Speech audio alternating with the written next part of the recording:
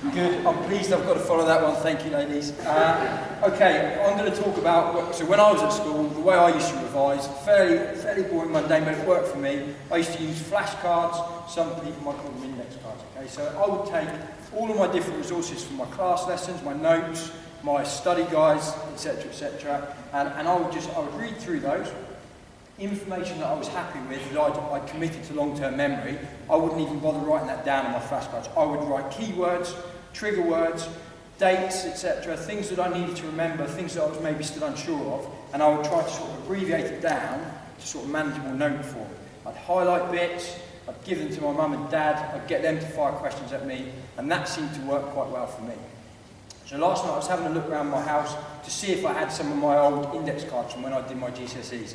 They've gone, I'm afraid. So what I've done is I've taken the game of cricket and I've tried to abbreviate it and try and get down the game of cricket on one flashcard. So I'm going to quickly read out for you the game of cricket, okay? So, cricket.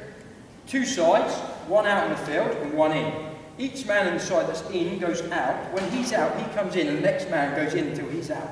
When they're all out and the side that's out comes in and the side that's been in goes out and tries to get those coming in out. When a man goes out to go in, the men who are out trying to get him out, and when he is out, he goes in and the next man in goes out and goes in.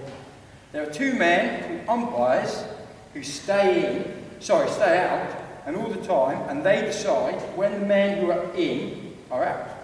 When both sides have been in and all the men have been out, and both sides have been out twice after all the men have been in, including those who are not out, that is the end of the game.